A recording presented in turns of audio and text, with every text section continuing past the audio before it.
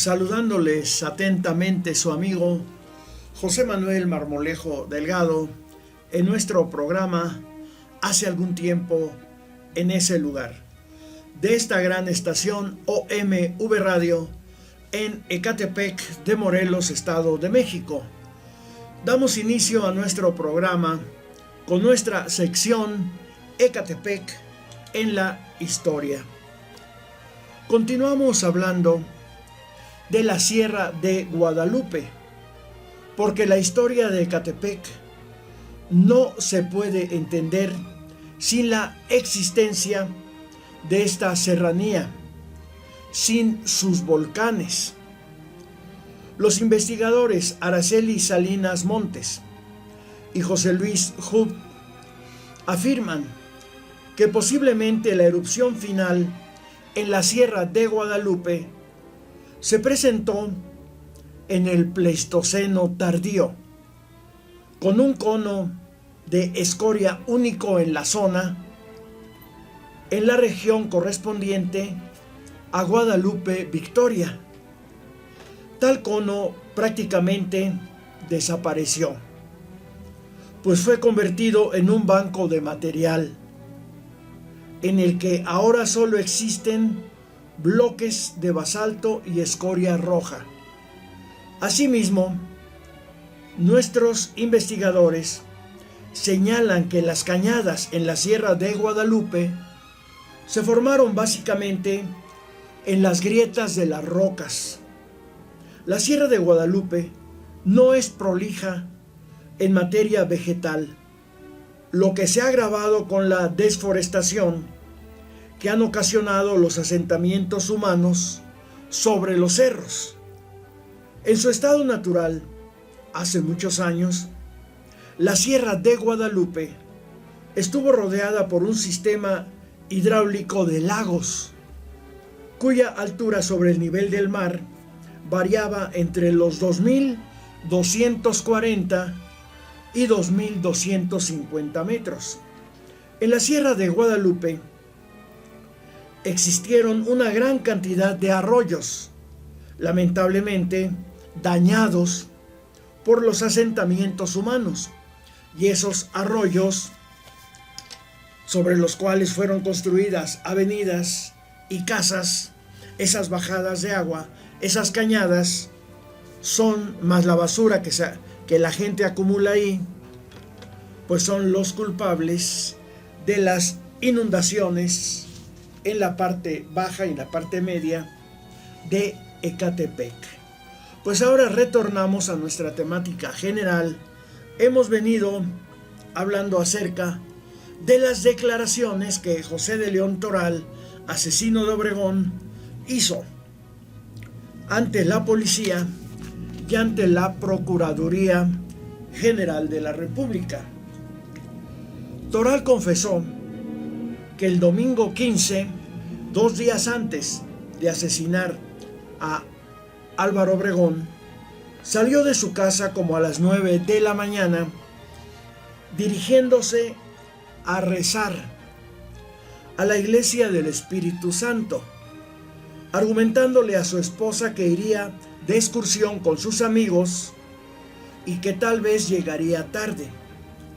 Pensó que sería más fácil matar a Obregón cuando éste saliera de la estación Colonia, la estación de ferrocarril Colonia. Fue a Tacuba, pensando que ahí habría mayores facilidades para asesinarlo. En Tacuba también había una estación del ferrocarril. Estuvo en Tacuba como hasta las 10 de la mañana y pudo observar cómo de diversos sitios de ese municipio, el municipio de Tacuba, recogían personas para conducirlas a México a recibir a Obregón. Desde esa época ya se daba el famoso acarreo. Aún pasaba por Tacuba el tren aún no pasaba el tren que llevaba a Obregón por Tacuba, por lo que decidió mejor esperarlo en la estación Colonia, ahí en la calle de Sullivan. Tomó un tren en Tacuba, bajándose en la ribera de San Cosme, en donde abordó un camión vía Artes, apeándose en la esquina de Artes y Sadi Carnot, dirigiéndose de ahí a pie a la estación Colonia en la calle de Sullivan, entre la colonia San Rafael y la Cuauhtémoc en la Ciudad de México. Serían como las 11 horas y llevaba además de la pistola una cámara fotográfica que le serviría de pretexto para acercarse al presidente electo. Se colocó en la esquina de Sullivan, junto a la puerta de la estación, y en la primera fila de la valla, con la pistola en el pecho, apretada con el cinturón y sostenida la cacha entre dos botones del chaleco, cerrado el saco y colocándose al frente la cámara fotográfica para cubrir el bulto que hacía el arma. Toral encontró en el suelo un papel con un alfiler que decía: "Bienvenido el general Obregón". Se lo colocó en la solapa del saco. No pudo matar a Obregón cuando llegó, debido a que el general abordó un camión cuya parte lateral le cubría la mitad del cuerpo, dejando ver solo parte del tórax y la cabeza, y que con tanto movimiento de la gente, sobre todo de la del comité de Tacuba, era muy difícil acertar los tiros. Además, personas con brazalete formaron un primer cercado y luego había un segundo, organizado por personas que sostenían un cable con las manos. Era imposible acercarse a Obregón.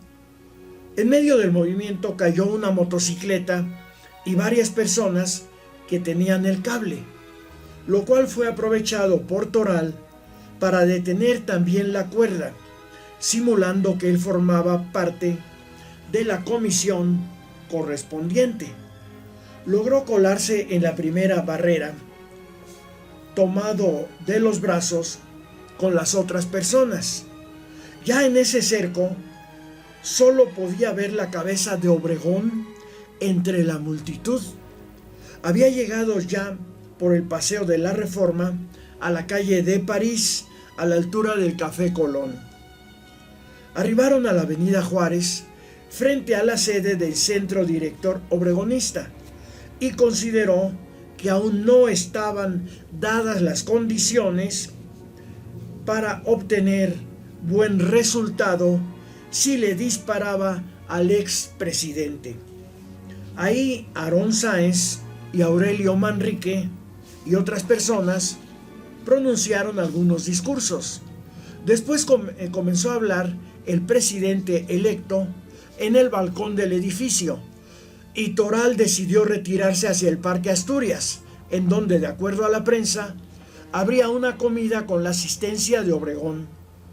Uno de los portones de dicho parque estaba obstruido por un camión, y en la otra puerta, personal de seguridad esculcaba a la gente que ingresaba al recinto, por lo que Toral se abstuvo de ingresar. Un poco después fue abierta la otra entrada y muchas personas entraron ya sin ser inspeccionadas. Subió por unos travesaños al templete principal, como muchos individuos lo hacían, y una vez en lo alto no pudo localizar a su víctima, por lo que supuso que ya se había retirado. Escuchó aplausos y vivas, pudiendo entonces ver que Obregón caminaba a media calle, rodeado de una gran multitud. Pensó que el sonorense no entró al parque y que solo pasó por ahí. Bajó de la tribuna con la intención de alcanzar a Obregón, pero una persona que subía por los travesaños en sentido contrario a él le quitó valiosos minutos. Una vez en la calle, Toral preguntó a un vigilante sobre la dirección que tomaron los autos de la comitiva, pero el sujeto respondió que lo ignoraba. Estuvo dando vueltas al Parque Asturias cerca de un cuarto de hora. Al no recordar en ese momento la dirección del domicilio de Obregón, decidió regresar a su casa. Serían como las 3:30 o 4 de la tarde. Por el aspecto polvoso y sudoroso de Toral, su esposa no sospechó nada de la mentira de la excursión. En la página 3 del periódico Excelsior, en donde fueron publicadas estas declaraciones, aparecen también publicados 11 retratos de diversos rostros con los siguientes pies de foto. 1. Señor Anselmo de León Sánchez, padre del asesino del general Obregón. 2. Señora María Toral de León, madre del asesino. 3. Sor Josefina Acevedo Illata, hermana de la madre Conchita. 4. José de León Toral, el victimario del presidente electo. 5. Jorge Fernández Gallardo Pavón, que escondió a Manuel Trejo, el que dinamitó la Cámara de Diputados y facilitó la pistola para el crimen. 6. Señora Josefina Morales, viuda de Trejo, madre del anterior. 7. Ignacio Trejo Morales, hermano de Manuel. 8. Manuel Trejo Morales, prófugo dinamitero de la Cámara de Diputados. 9. Carlos Castro Balda, uno de los principales complicados en el asesinato. 10. Señora Paz Martín del Campo de León Toral. 11.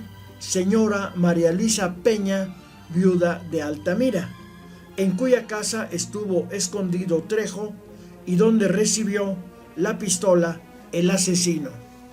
Pues este Manuel Trejo fue muy famoso en esa época porque además de haber dinamitado la Cámara de Diputados junto con Carlos Castro Balda, este último después se casó con la madre Conchita en las Islas Marías, fue quien facilitó, fue quien prestó la pistola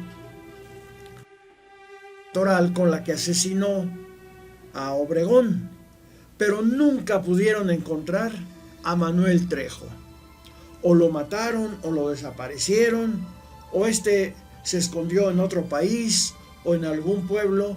El caso es que nunca el gobierno, nunca la policía pudo encontrar a Manuel Trejo, a pesar de que lo perseguía por mar y tierra. Y Carlos Castro Balda, que fue otro de los que dinamitaron no solo la Cámara de Diputados, sino también el Centro Director Obregonista en la Avenida Juárez, pues fue condenado no por el crimen de Obregón, sino por ser el dinamitero, a padecer prisión en las Islas Marías. Y ahí, en las Islas Marías, se casó con la madre Conchita. Ella estaba condenada a 20 años de prisión. Fue condenada a muerte, pero en México a las mujeres que estaban condenadas a la pena de muerte se les cambiaba su pena por 20 años de prisión. Y ahí se casaron la madre Conchita y Carlos Castro Balda. Todo esto es parte de la historia de México, pero de estas declaraciones ante la policía de León Toral continuaremos hablando en nuestra próxima emisión de nuestro programa Hace algún tiempo en ese lugar, de esta gran estación OMV Radio en Ecatepec de Morelos, Estado de México. Se despide de ustedes su amigo José Manuel Marmolejo Delgado.